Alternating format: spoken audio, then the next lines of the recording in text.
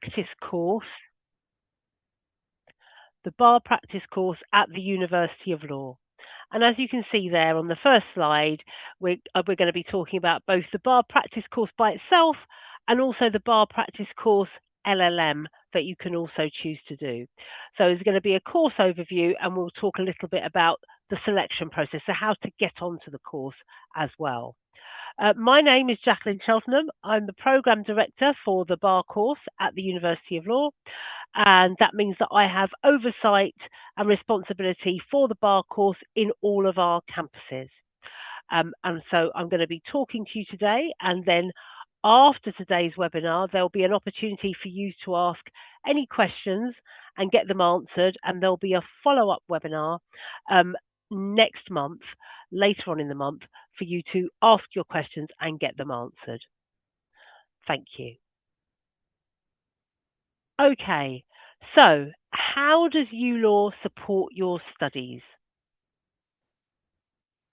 So for a start, starting with the teaching, we have what's called an open door policy. This means that you can contact your lecturers at any time. You can contact them via just talking to them after class. You can knock on their office door to speak to them. You can send them an email. You can put an appointment in their office hours. So there are lots of different ways for you to speak to your lecturers so that you can feel supported both in your academic studies but also personally as well. So you'll have an academic coach who's like a personal tutor, and they will be there for you if you've got any questions outside of your actual studies and the actual learning. But if your question is about what you're learning in class, then you can go directly to your lecturers. All of our lecturers have practiced either as a barrister or a solicitor with advocacy experience, and so they bring a lot of their experience to the classroom. So all the teaching is face-to-face. So as I've said, you'll get a lot of opportunity to speak to your lecturers, but also your peers, the rest of the people in your classes as well. All the materials that you need for the bar course are included in the fees. So you'll get the materials for each class, of course, but then you'll get a number of textbooks and also a couple of practitioner textbooks as well that people actually use in practice. Those will be given to you as part of your course fees, and you will be using them all the time in the classroom. Blended learning. So this means that although all the teaching is face-to-face, there are elements of work that you would do that you would access online. So before you go to a class, all your preparation is in our online system, and there's different preparation for each individual class. And then after you've had the class, there's also consolidation activities to help you consolidate your learning, also available online. And then there are a couple of areas where there are some other activities for you to do online as well. So that's the blended nature of the learning. Individual feedback. So during the bar course, you will of course be doing advocacy, which you'll probably all expect to be doing, but there are also some written skills that make up the job of a barrister, the profession. And so you'll be doing both advocacy and written skills. And for both of these, you'll get individual feedback on how you are doing as you go through the course. So you can use that feedback to take stock of what you've done and then to use the learning that you've got from the feedback in your next time that you do it. So in your practice next time. So that's how you build and build till you're in an excellent position to do well in your assessments. Finally, I've got their small class sizes. So the small class sizes are that the biggest size class you'll be in is one of 18. And so for the litigation classes, you will always be in a class of 18. But for some of the skills, it divides into smaller class sizes. So to take advocacy as an example, sometimes you'll be in groups of 6, sometimes in groups of 4 or 3, sometimes in 2 even, and sometimes in 1. There's one class where it's one-to-one with you and the lecturer. So you can see we have small class sizes, which means that when you get your feedback, you can feel confident in asking questions. You can listen to other people in the small classes and see what feedback they've received, and also, and take that into your mind and your learning as to what you could do better next time as well. So that's how we support your studies. So I'm going to talk in a moment a bit more about our bar course as a whole. So as you can see, you can study at several of our campuses on the bar course. So as you can see, we have campuses in London, Nottingham, Leeds, Newcastle, Liverpool, Manchester, Birmingham, and Bristol. And those, and you can see on the map there where those campuses are within the country. And then we have various different study modes. So the full-time September start tends to be our main cohort, the biggest cohort. And that cohort is running at all of those campuses you can see there on the screen. We also have a January start. So some students choose to start the course in January. The January course only runs from London, Birmingham, and Leeds. So you can see there's a geographic spread there, the South, the Midlands, and the North, if you wanted to do the full-time January start. And finally, we have a small cohort of the full-time July start, and this only runs from our London campus. We do also have a part-time weekend course that runs over 2 years. However, this is not available to students with a visa, but if you have questions about this, please do put them in the Q&A and we can answer them next time.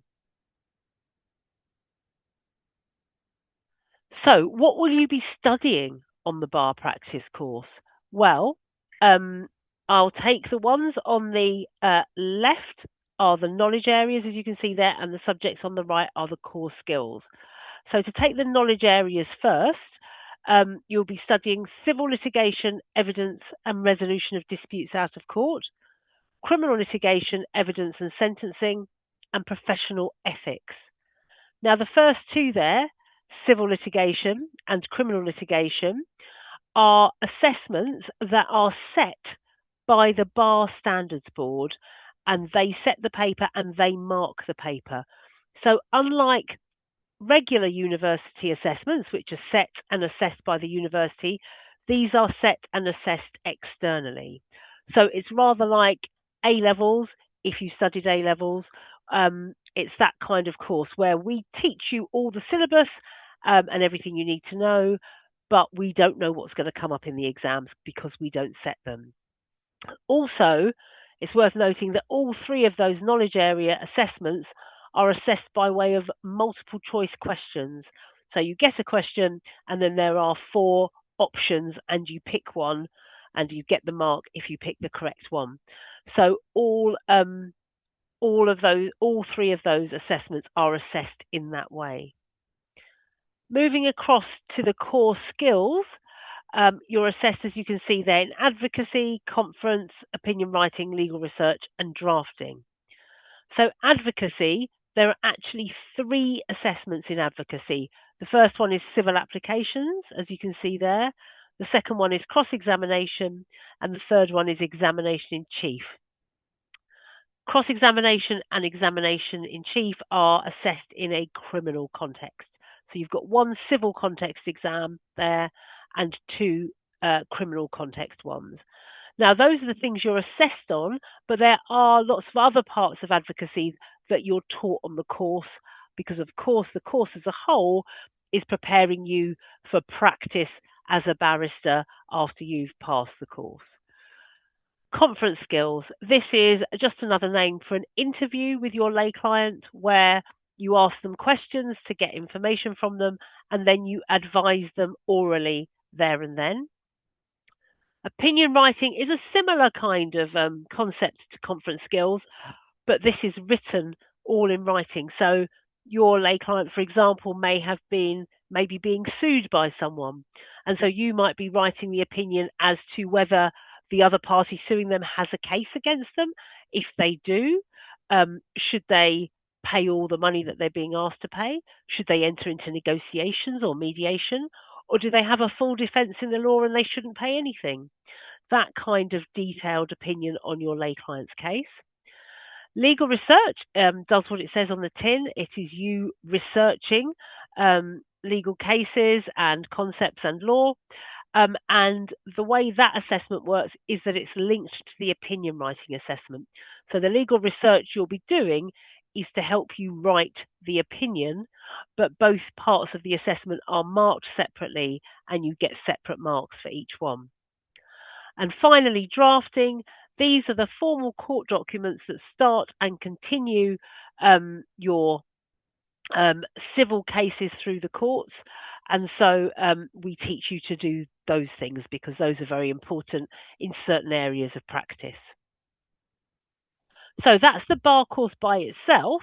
However, if you wanted to add an LLM, a master's to your bar course, you can do so.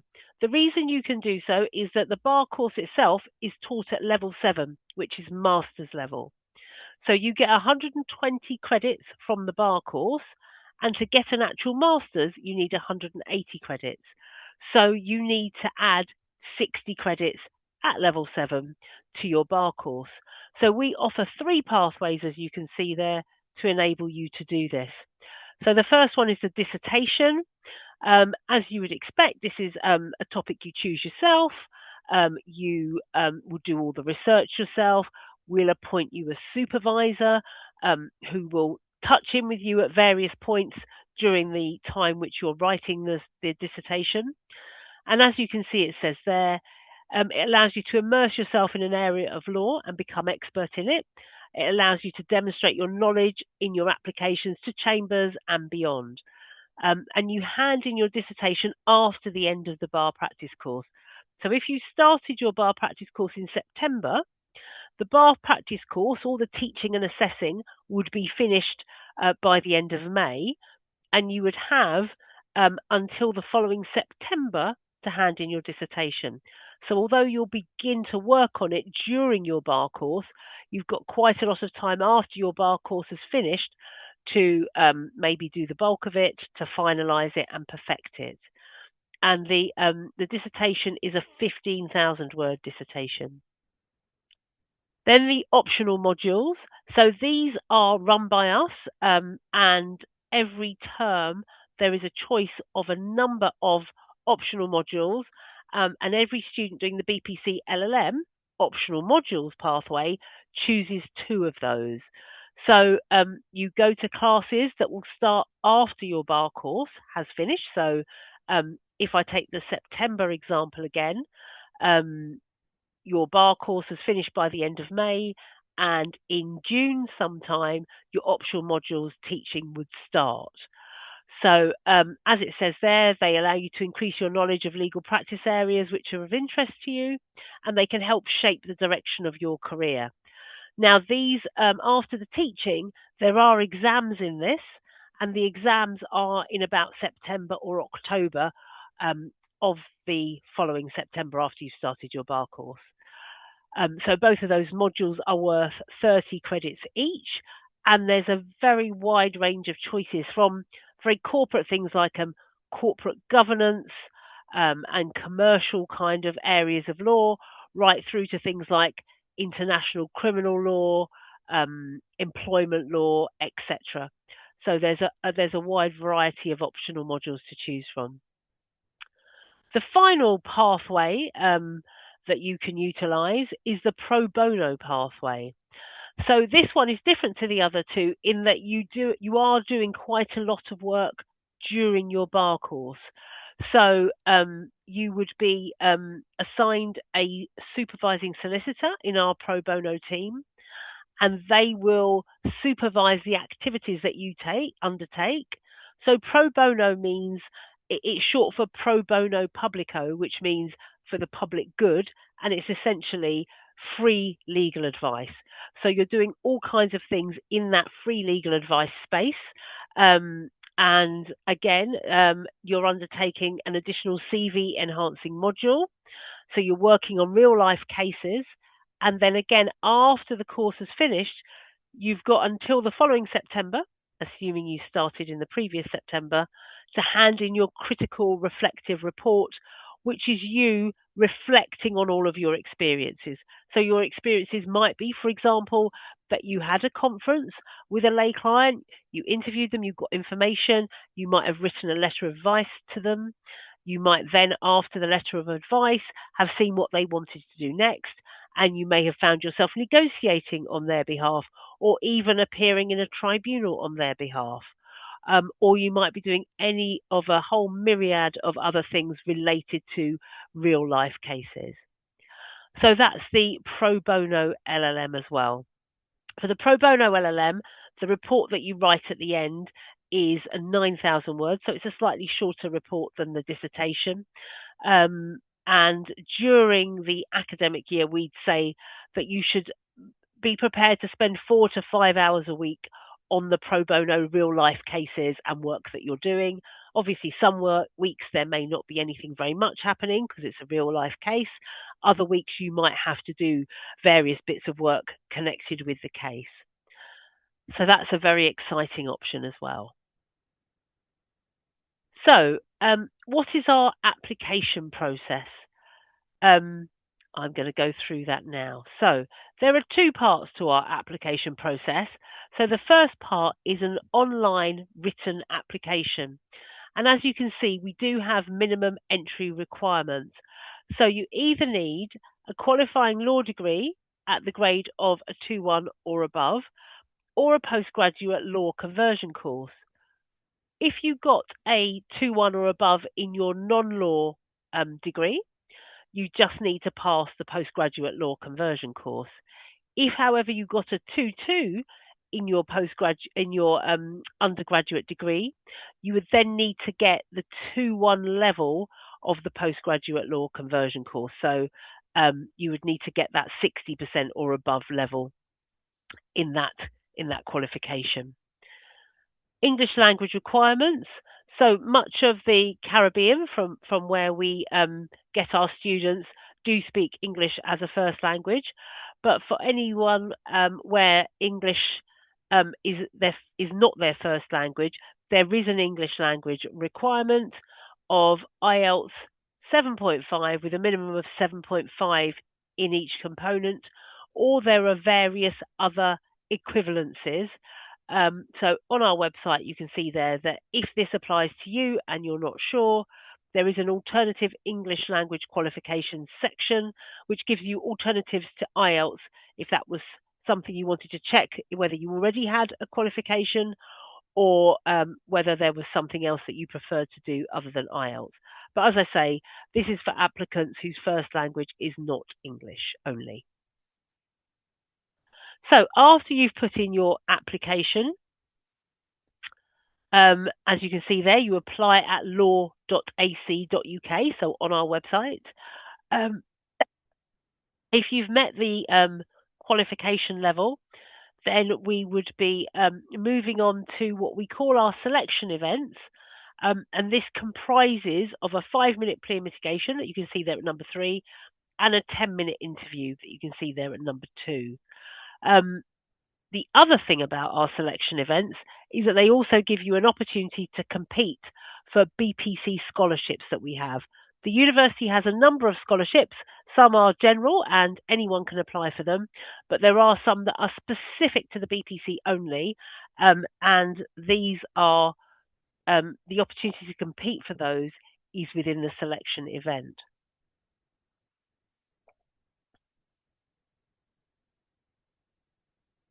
So what happens at the selection event itself? Well, the first part, as I've mentioned, is an advocacy exercise. So what we do is everybody joins online and there's an introductory talk, which just tells you a bit about what's going to happen at the selection event and also a bit about the course. But then when that's finished, then we put into the chat an advocacy exercise for you. You then turn off your camera and your sound, and you have 40 minutes to prepare a plea mitigation based on the papers we've given you. When the 40 minutes is over, you put your camera and your sound back on, and you will find yourself put into a room with just one of our lecturers and you. So it's just you and one lecturer, and the lecturer's playing the part of a district judge in the magistrate's court. And you will have 5 minutes to perform your plea mitigation. After you finish with your plea mitigation, you then, with the same lecturer, have a 10-minute interview. And the lecturer won't have seen your written application beforehand, so they're just judging you on your advocacy and on your interview. So as you can see, it says there, no specific legal knowledge is required. It is a test of your raw ability and an opportunity for us to see whether you have the core skills required to succeed at the BPC and beyond. So there are no tricks. We're not trying to catch you out. It is just a test of your raw ability. So of course you can get things wrong. Of course you might put things in an order that's not the order that a barrister in practice would put, because we're just looking for your raw ability. So a bit more on what we're looking for in each section. So it starts there with advocates with the ability to. So you don't have to be, of course, a fully fledged advocate at this stage, because that's what the course is for. We're going to teach you, we're going to help you improve. But you do have to have the ability to stand up and speak in front of people. If you find that you're too nervous to do that yet, then maybe the bar course isn't for you right now. But you can, of course, do lots of things in other parts of your life to build your confidence with oral presentations, whether that be on your university course, whether that be in your workplace, whether that be taking part in debating or mooting, anything that you can do to make yourself more confident. But assuming that you have managed to get that level of confidence there, in the advocacy, we're looking for your ability to analyse problems and then present oral submissions confidently and persuasively. If you go to the last 2 bullet points, we get these from your interview. So the ability to think on your feet. So to come up with answers to questions you weren't expecting, but to be able to think it through and express your answer. And also demonstrate the motivation and commitment necessary to succeed at the bar. Finally, and the middle bullet point there, you can see, write clearly and concisely using appropriate grammar and language. And this is tested by way of the written application. So we will already have seen that by the time you come to the selection event. And as it says there, we're not looking for the finished product by any means at all. So moving on to how you benefit from attending. So first of all, it ensures that our small classes, and I've already talked about the size of our classes, have a high calibre of students. How can we say it's high calibre? Well, firstly, it's people who got through stage 1 of our selection process, the online application, and then came along to stage 2 and got through stage 2. So everybody's been through that experience.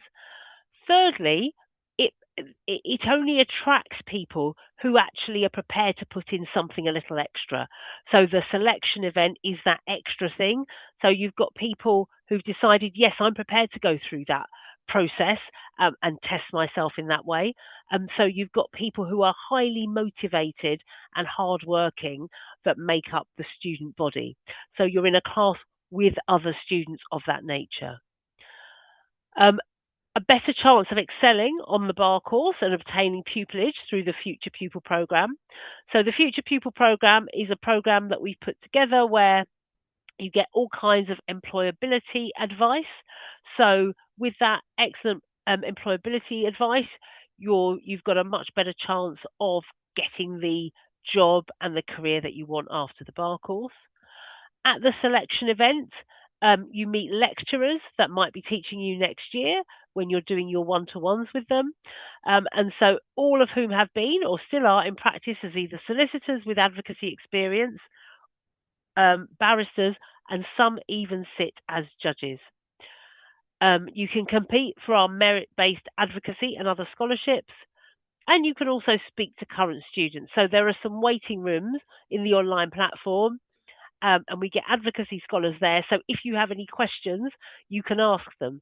Sometimes people don't want to ask a question before they go in because they're a bit nervous and they're just focusing on what they're going to be doing.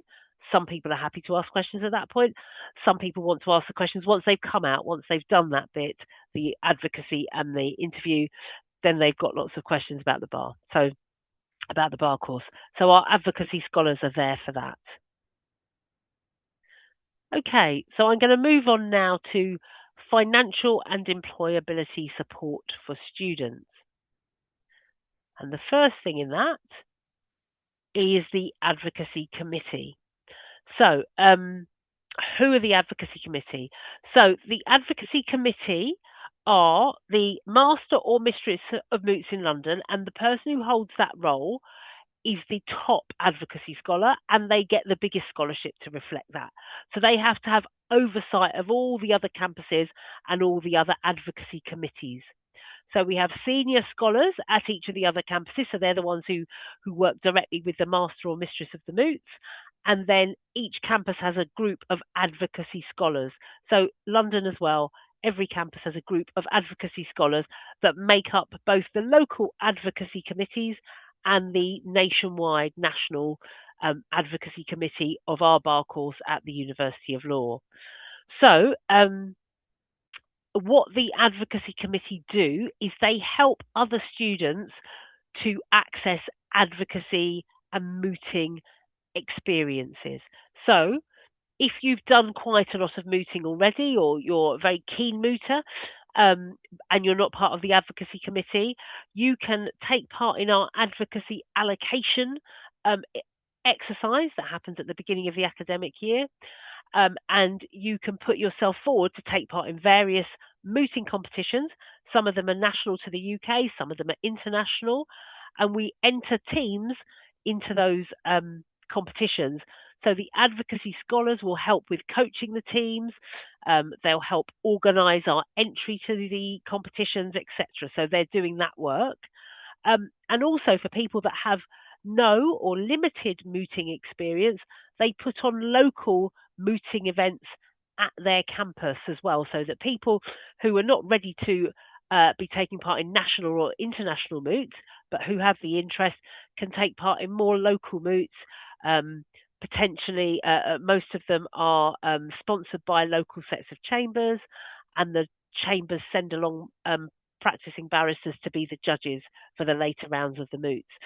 So the advocacy scholars are organising all of that stuff. So they have that work to do as part of the advocacy committee. And so it's quite a responsible kind of scholarship that you're getting there. And so you can only apply for it if you already have mooting experience, because you're going to be helping people with mooting. However, if you've got other excellent experience, please do still apply via this route, because if we find you don't have enough advocacy, but you've got other strong qualities that come out in your CV and your covering letter, then we might consider you for one of our other scholarships that's not an advocacy scholarship. So the criteria for the advocacy scholarships is talented advocate judged during your advocacy performance. And we do that for all of the scholarships as well. We do look at the advocacy performance. And then in your CV and cover letter that you will have uploaded if you're interested in a scholarship, we're looking for exceptional leadership skills and strong organisational ability. If you've done lots of mooting, we'd expect to see that on your CV or your covering letter. And if you've done a little bit of mooting but lots of other things, then please also put them down so we can consider you for our other Dean's Award scholarships. So, other than just the advocacy and all the mooting that I've mentioned, there are other opportunities of things you can get involved in at the University of Law. So we have things like civil and criminal mock trials. So we hold them in real courtrooms with practicing barristers acting as judges throughout. We are involved in something called Reb Law, an annual conference which examines the use of law in social change and asks the question, are you a rebellious lawyer? There's a national negotiation competition in the UK with internal heats and external heats. And we enter teams into that. And we have had quite a bit of success in that over the years. I can think of at least 3 teams who've won the national competition. and then gone on to represent England and Wales in the international competition. And if the international competition is being held in another country, then the university pays for the students to go to the other country to compete. So the countries I can think of that we've been to are Australia, America, and Switzerland. So can be an exciting opportunity if that's what you're interested in. We hold plea and mitigation competitions sponsored by regional chambers. So as you know, it's the plea and mitigation you're doing in the selection event. So this would be a higher standard of plea and mitigation in the competition there. And we have lots and lots of panel events. The How to Succeed at the Junior Bar there is just an example, but we have various panels and networking events at various times throughout the year to assist you in your consolidating in your mind what areas of law you're interested in, and also what pupillage can be like, what practice can be like, and an opportunity to network with and ask questions of practicing barristers. So other employability support from our employability service is that they'll do CV reviewing, one-to-one appointments with you, mock interviews with you, guest speaker events, law fairs they set up. There are various workshops, networking events, chambers connections, and other pro bono opportunities that aren't related to the pro bono LLM, but do allow you to take part in other pro bono opportunities if you didn't want to do the pro bono LLM, or if you'd chosen a different LLM and still wanted to get some pro bono experience to help you be more experienced and help you talk about it in interviews, etc., and also to put on your CV as something to further enhance you.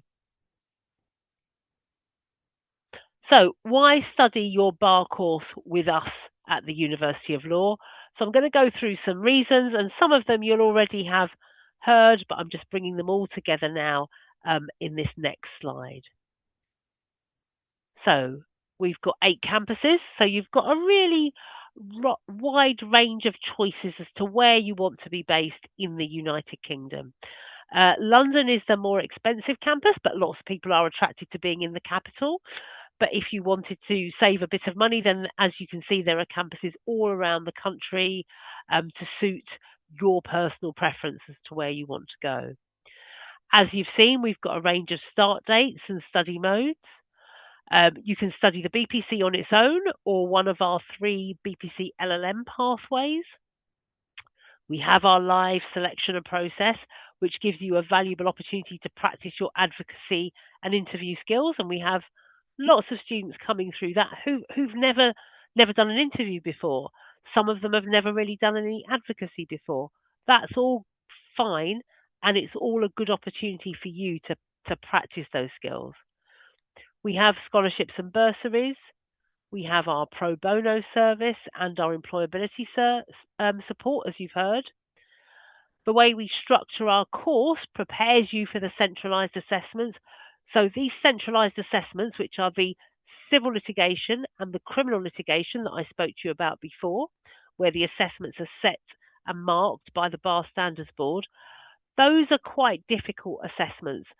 Students find those the most difficult in general out of all of the assessments on the bar course, partly because they're multiple choice questions, which mean they can take broadly from across the syllabus. They can prepare the questions broadly from across the syllabus, and also they can go into quite a lot of depth in the multiple choice questions. So it's also a closed book exam largely. So those are quite challenging, and we think that giving you 2 full terms of learning it, consolidating it, revising it and practicing it gives you the best opportunity to do your very best in those centralised assessments. And then finally, we can show you some recent student success. So as I mentioned, our biggest cohort is the September cohort full-time in any given year. And our part-time courses, the weekend course, the students also sit the centralised assessments in April of each year alongside our full-time September cohort. So we have the biggest number of our students sitting the centralised assessments for the first time in April each year. And so I have last April's data for you. This April's, the assessments have literally just taken place, so I don't have anything for you there.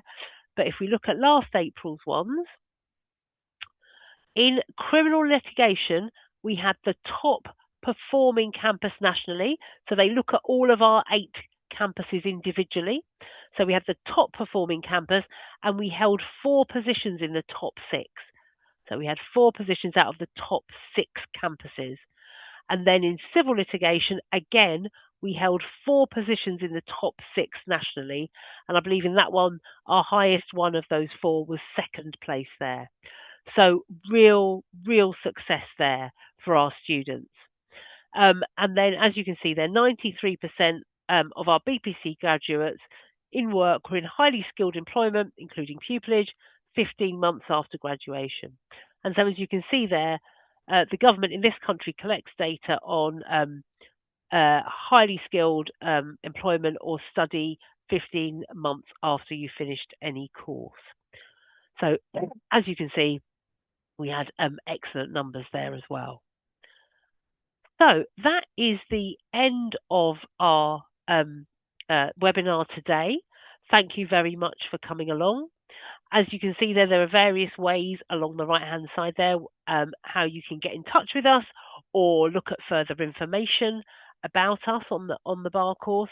And as you've heard, there is an opportunity for questions. It's not on this webinar, but any questions you have arising out of this webinar or any other questions that have come to you about the bar course, there will be a subsequent webinar where those questions are answered, and you may be asked to send in those questions in advance so that we can make sure that we've got the answers prepared for you at the subsequent webinar.